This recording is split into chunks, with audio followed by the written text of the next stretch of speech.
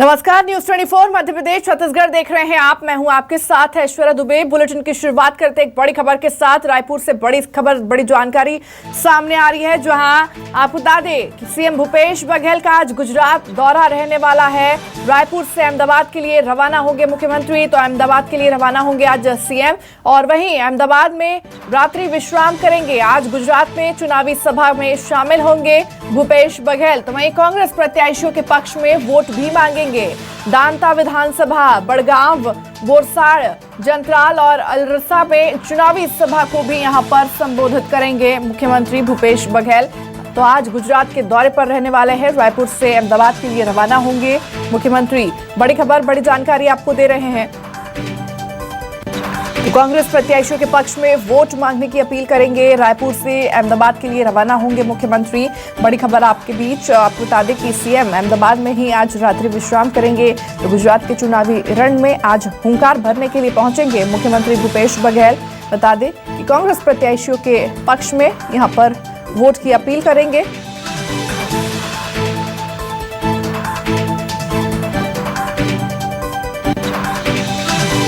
तो बड़ी खबर आपकी टीवी स्क्रीन पर, आपको बता दें कि रायपुर से अहमदाबाद के लिए आज रवाना होंगे मुख्यमंत्री भूपेश बघेल।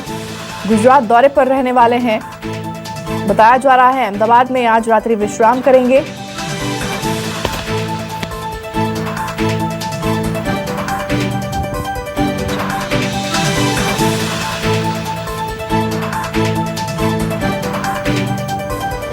चुनावी सभा संबोधित करूंगा, उसके बाद लौट आऊँगा, फिर भानु प्रतापपुर का प्रचार करने जाऊंगा। सर, आप गुजरात में माहौल दिख रहा है क्या कांग्रेस के पक्ष में? कांग्रेस की ही माहौल है वहाँ।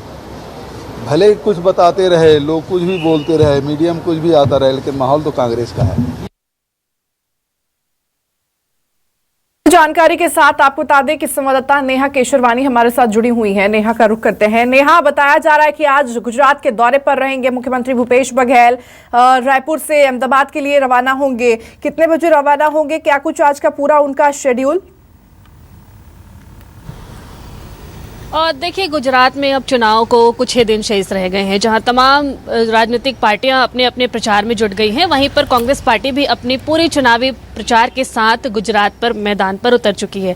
उसी सिलसिले में मुख्यमंत्री भूपेश बघेल भी जो है वो गुजरात के अहमदाबाद पहुंच चुके हैं, और वहां आज गुजरात में उनका विशाल रैली रहेगा, चुनाव प्रचार रहेगा। 3 अलग अलग विधानसभा क्षेत्रों में सीएम बघेल जो है वो चुनाव प्रचार करते नजर आएंगे, और वहीं 4 अलग अलग जो है जगहों में वो आम जनता को भी संबोधित करते नजर आएंगे। सबसे जो उनका जो पूरा मुख्यमंत्री भूपेश बघेल का आज का पूरा जो शेड्यूल है, उसके मुताबिक यदि हम बात करते हैं तो सबसे ज्यादा उनका जो कार्यक्रम आज जो रहेगा वो 2 अलग अलग जिलों में रहेगा। बनासकांठा और आनंद जिले में ये जो है सबसे पहला जो उनका कार्यक्रम है सुबह 11 बजे चुनावी प्रचार का, वो बनासकांठा और आनंद जिले से जो है वो शुरू होगा। इन विधानसभा क्षेत्रों में सीएम बघेल जो है वो चुनावी प्रचार करेंगे। उनके अन्य कार्यक्रमों की यदि मैं बात करती हूँ तो 4 अलग अलग जगहों में जो है वो सीएम बघेल आम जनता को संबोधित करने वाले हैं। दाता है, वडगाम है, बोरसद और विधानसभा, ये तीनों विधानसभा क्षेत्र हैं जहां पर आम जनता को सीएम बघेल जो है वो संबोधित करते नजर आएंगे। सुबह 11:30 बजे से ये चुनावी प्रचार का जो कार्यक्रम है वो यहां पर शुरू हो जाएगा। सीएम बघेल के साथ साथ तमाम जो गुजरात में भी कांग्रेस पार्टी के जो तमाम वरिष्ठ नेता हैं वो भी इसमें शामिल होंगे, और बहुत बड़ी संख्या में जो है वो चुनावी प्रचार की मौजूदगी यहाँ पर होगी। और सीएम बघेल ने खुद जो है वो गुजरात रवाना होने से पहले कांग्रेस पार्टी की मजबूती की बात गुजरात में की है। उसके साथ साथ उनके अन्य कार्यक्रमों की बात करती हूँ तो ठीक 12 बजे जो है वो वडगाम जिले का चुनावी प्रचार रहेगा, और शाम को 5 बजे जो है वो बोरसद विधानसभा क्षेत्र की जनता को सीएम बघेल जो है वो संबोधित करते नजर आएंगे। और वहीं शाम 7 बजे अलसरा विधानसभा क्षेत्र को सीएम बघेल जो है वो संबोधित करते नजर आएंगे। तो ये तमाम आज 3 अलग अलग विधानसभा, बने रहिए, आगे भी लगातार अपडेट्स आपसे लेते रहेंगे। इस बीच एक और बड़ी जानकारी सामने आ रही है भानु प्रतापपुर से। आपको बता दें, भानु प्रतापपुर उपचुनाव को लेकर सीएम बघेल प्रचार करेंगे। रोड शो सहित 8 चुनावी सभा को भी संबोधित करेंगे सीएम। तो वहीं 30 नवंबर को कोड़े कुर्सी भानु प्रतापपुर में होगी सीएम की जनसभा, और 1 दिसंबर को दुर्ग कोंदल में जनसभा होगी। फिर चरामा में करेंगे रोड शो, और उपचुनाव को लेकर भानु प्रतापपुर में दिग्गजों ने अब अपना डेरा डाल रखा है। तो बड़ी खबर, बड़ी जानकारी आपको दे रहे हैं इस बीच। और ज्यादा जानकारी के साथ संवाददाता नेहा हमारे साथ बनी हुई है। एक बार फिर से नेहा का रुख करते हैं। नेहा, भानु प्रतापपुर उपचुनाव को लेकर सीएम प्रचार करते हुए अब नजर आएंगे। बताया जा रहा है रोड शो सहित 8 चुनावी सभा को यहां संबोधित करेंगे, क्या और जानकारी? बिल्कुल, देखिए भानु प्रतापपुर उपचुनाव जो है 5 दिसंबर को होना है। कुछ ही दिन शेष रह गए हैं। कांग्रेस पार्टी अपनी पूरी तैयारी के साथ जो है वो चुनावी मैदान पर उतर रही है। मुख्यमंत्री भूपेश बघेल के दौरे की बात करते हैं तो कल वे भानु प्रतापपुर के दौरे पर रहेंगे और 8 अलग अलग चुनावी सभा को संबोधित करते नजर आएंगे। 2 से 3 दिन जो है अब चुनावी प्रचार लगातार कांग्रेस पार्टी करेगी और सीएम बघेल की मौजूदगी भी वहां पर होगी। वैसे तो सभी राजनीतिक पार्टियां अपनी ताकत झोंक रही हैं इस पूरे चुनाव को लेकर के, लेकिन सीएम का अगर हम शेड्यूल की यदि बात करते हैं तो ये अलग अलग 8 चुनावी सभा है जिसको संबोधित करते नजर आएंगे। 1 दिसंबर को जो है वो दुर्ग, कुंदल और चरामा में उनकी जो जनसभा होगी वो वहां पर लगेगी और उसके बाद जो है वो एक बड़ा रोड शो भी किया जाएगा। रोड शो की यदि मैं बात करती हूँ तो इसमें कांग्रेस के तमाम जो वरिष्ठ नेता है छत्तीसगढ़, पूरे छत्तीसगढ़ और रायपुर से भी उसमें जो है वो शामिल होने के लिए वहां पर पहुंचेंगे। और भानु प्रतापपुर से उपचुनाव के प्रत्याशी हैं सावित्री मंडावी, उन प्रत्याशी के नाम पर जो है भी चुनावी सभा जो है वो संबोधित करते नजर आएंगे। वहीं प्रचार के जो अंतिम दिन है 3 नवंबर है, 3 नवंबर प्रचार का अंतिम दिन होगा। 5 दिसंबर को चुनाव होने हैं तो ये कोरर और लखनपुरी, ये 2 जगह आम जनता को संबोधित करते सीएम बघेल नजर आएंगे। तो कल का ये उनका पूरा शेड्यूल है और अब कुछ ही दिन शेष रह गए हैं, इसलिए सभी पार्टियां जो है वो मैदान पर हैं और बहुत बड़ी संख्या में कांग्रेस पार्टी के जो तमाम लोग होंगे वहां पर उनकी मौजूदगी होगी और पूरी ताकत के साथ जो है ये चुनावी प्रचार होगा। जी ठीक है नेहा, ठीक है। तमाम जानकारी साझा करने के लिए आपका बहुत बहुत धन्यवाद।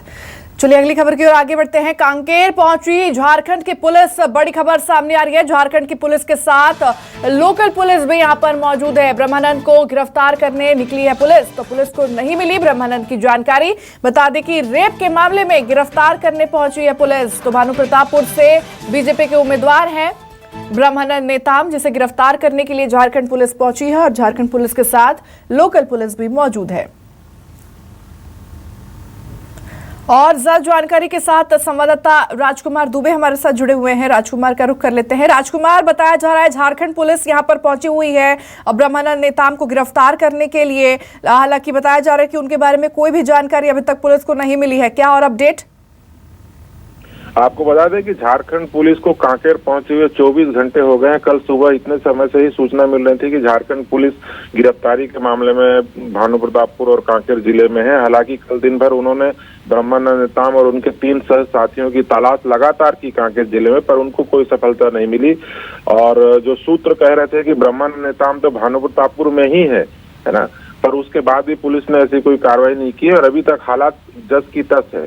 पुलिस कांकेर में है और ब्रह्मानंद नेताम जी अभी रात को कहाँ ये अभी हम स्पष्ट रूप से नहीं कह सकते, पर कल तक तो भानु प्रतापपुर में थे।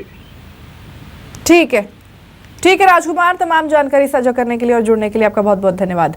भानु प्रतापपुर से बीजेपी प्रत्याशी ब्रह्मानंद नेताम पर गिरफ्तारी की तलवार लटक रही है और झारखंड पुलिस उन्हें गिरफ्तार करने के लिए कांकेर पहुंच चुकी है। ऐसे में बीजेपी कांग्रेस में जुबानी जंग भी शुरू हो चुकी है।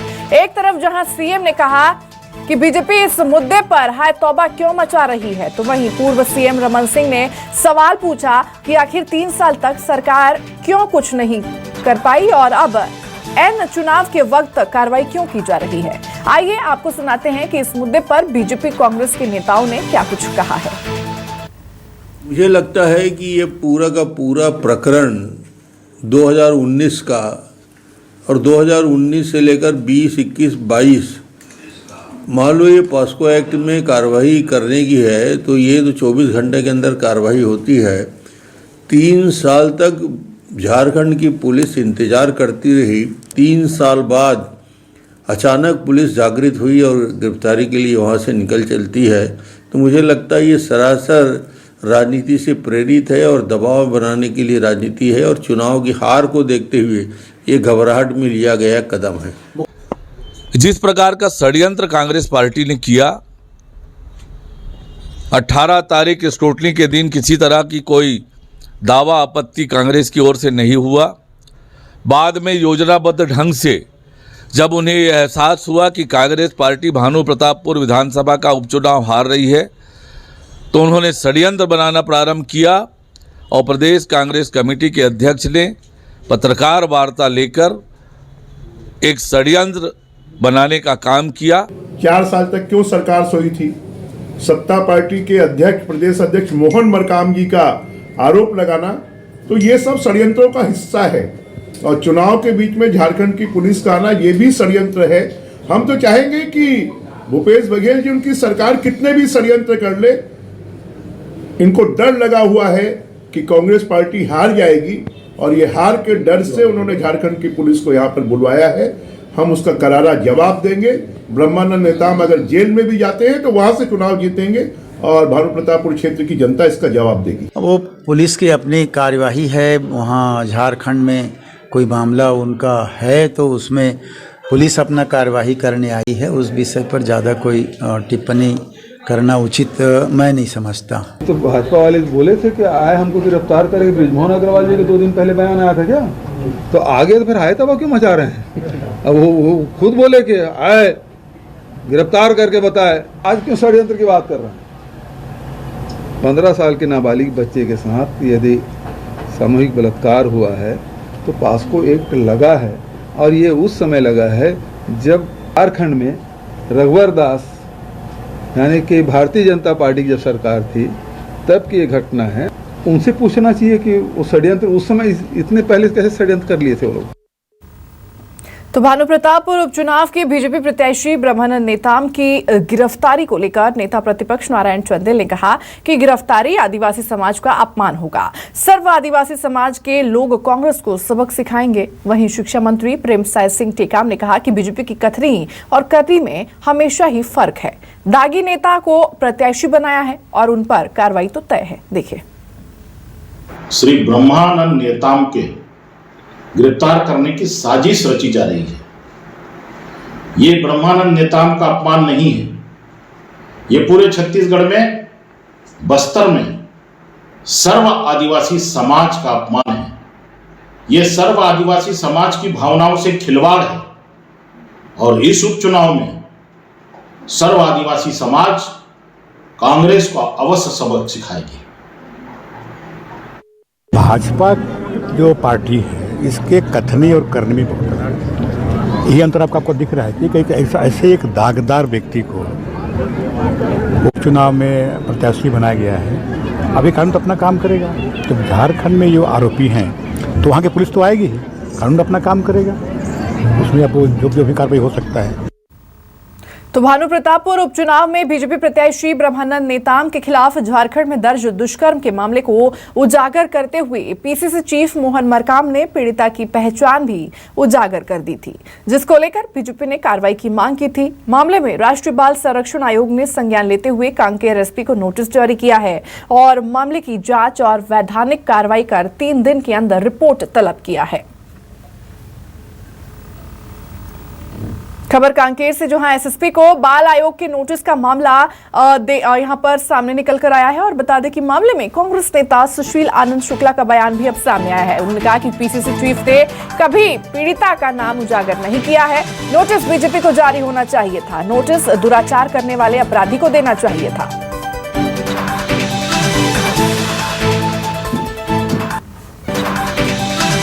पीसीसी चीफ ने कभी भी पीड़िता का नाम न प्रेस कॉन्फ्रेंस में उजागर किया, न प्रेस की बाइट में, और न ही हमारे द्वारा कोई ऐसा तथ्य, ऐसे कोई कागजात दिए गए जिसमें पीड़िता का नाम था।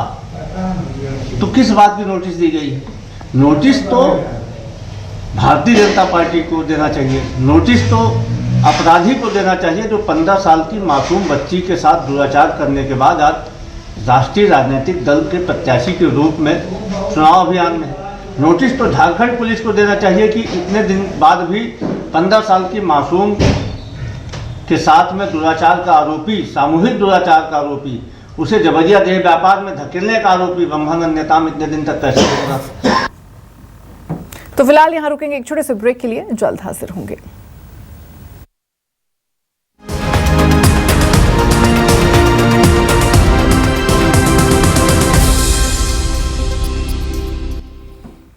तो ब्रेक के बाद एक बार फिर आप सभी का स्वागत है। खबरों की ओर आगे बढ़ते हैं, बात करते हैं बालोद की, जहां जिला जेल से फरार दूसरा आरोपी जो है वो पकड़ा गया है। पॉक्सो एक्ट में सजा काट रहा था फरार आरोपी शनिवार की शाम जेल से फरार हुए थे ये दो आरोपी। आपको बता दें कि पहले आरोपी को पुलिस ने 24 घंटे के अंदर पकड़ा था, तो वहीं दूसरे राज्य में भागने की फिराक में थे दोनों आरोपी।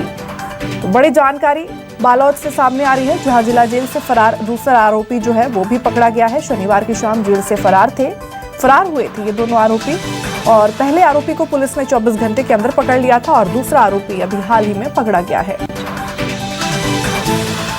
ऋचा जोगी जाति मामले में बता दें कि अग्रिम जमानत याचिका जो है वो खारिज कर दी गई है। मुंगेली जिला सत्र न्यायालय से अग्रिम जमानत याचिका खारिज कर दी गई है। अतिरिक्त जिला एवं सत्र न्यायाधीश के फास्ट ट्रैक कोर्ट का ये फैसला सामने निकल कर आया, जहां ऋचा जोगी कर सकती हैं हाईकोर्ट में अपील।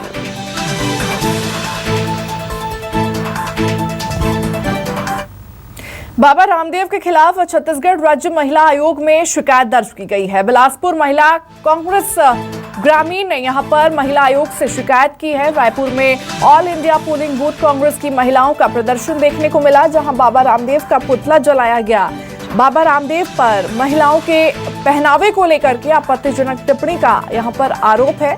योग शिविर के दौरान महिलाओं के पहनावे पर बाबा रामदेव ने एक टिप्पणी की थी। बाबा रामदेव ने यहां पर कहा था कि मेरी तरह महिलाएं कुछ भी न पहने तो भी अच्छी लगती हैं। दिल्ली महिला आयोग ने मामले में संज्ञान लिया है।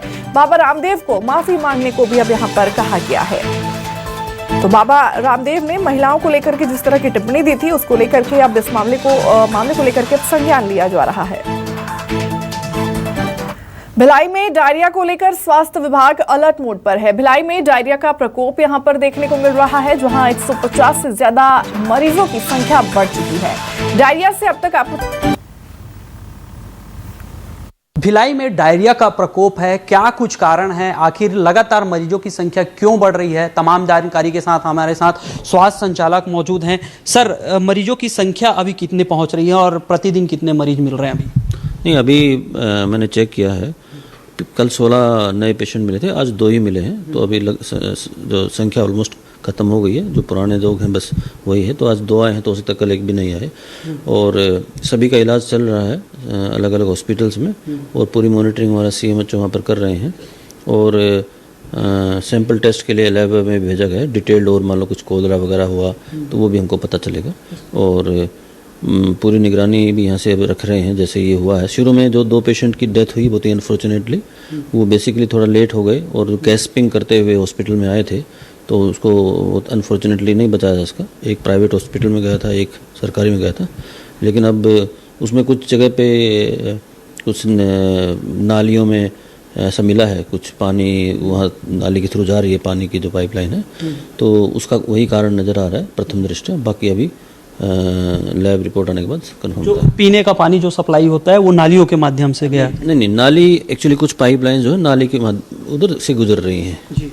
तो वही एक प्रथम दृष्टया जो रीजन आ रहा है, पानी का जो चेक करा रहे हैं, उसके बाद ही कंफर्म से बता पाए जी। तो ये देखिए, बातचीत से बिल्कुल स्पष्ट है, यहाँ पे जो दावा किया जा रहा है कि जो है डायरिया जो है अब कंट्रोल की स्थिति में आ रहा है, और वही कारण बताया जा रहा है कि नाली के माध्यम से जो पाइप जा रहा है वहाँ प्रथम दृष्टया उसी को कहा जा रहा है। और जांच रिपोर्ट आने के बाद जो है बताई जा रही है कि कारण क्या है जिसके वजह से डायरिया जो है फैला है, इसको लेकर कहा जा रहा है। फिलहाल अभी नियंत्रण की स्थिति दिखाई दे रही है। कैमरामैन जग्गा के साथ सत्या राजपूत, न्यूज़ 24 रायपुर। तो खबर बिलासपुर से है, जहां रेल मंत्री से मिले बिलासपुर सांसद अरुण साव, और बता दें कि रद्द ट्रेनों को चलाने और स्टॉपेज को लेकर के यहां पर चर्चा की गई। ट्रेनों के बता दें कि घंटों लेट होने की भी यहां पर जानकारी उनको दी गई है। तो खबर बिलासपुर से सामने आ रही है, जहां रेल मंत्री से मिले हैं सांसद अरुण साव, और छत्तीसगढ़ में रद्द ट्रेनों को लेकर के जानकारी यहां पर दी गई। रद्द ट्रेनें को चलाने के लिए और स्टॉपेज को लेकर के भी यहां पर चर्चा की गई। ट्रेनों के घंटे लेट होने की भी यहां पर जानकारी दी गई। खबर रायपुर से, जहां CM बघेल ने जनता को दी राजभाषा दिवस की बधाई। आपको बता दें कि CM आवास कार्यालय में राजभाषा दिवस का आयोजन किया गया। CM बघेल ने छत्तीसगढ़ी भाषा के साहित्यकारों का यहां पर सम्मान किया। राजभाषा आयोग की तरफ से प्रकाशित किताबों का भी यहां पर विमोचन किया गया। तो बड़ी जानकारी, बड़ी अपडेट आपको दे रहे हैं। देखिए, रायपुर से ये तस्वीर सामने निकल कर आ रही है, जहां CM बघेल ने छत्तीसगढ़ी भाषा के साहित्यकारों का सम्मान किया और वहीं प्रदेशवासियों को उन्होंने राजभाषा दिवस का शुभकामनाएं भी यहां पर वो देते हुए नजर आए।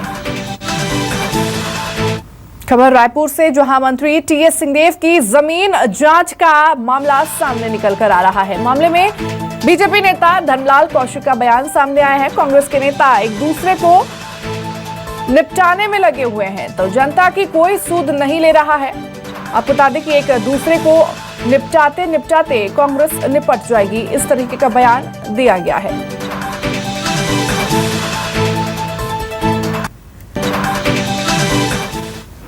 भूपेश बघेल की सरकार में आज एक दूसरे को निपटाने में लगे हुए हैं और लगातार साजिश हो रही है।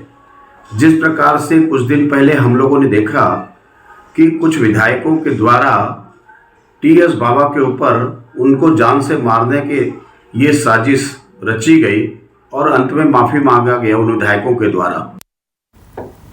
तो फिलहाल यहाँ रुकेंगे एक छोटे से ब्रेक के लिए। आप कहीं मत जाइए, देखते रहिए न्यूज़ 24 मध्य प्रदेश छत्तीसगढ़।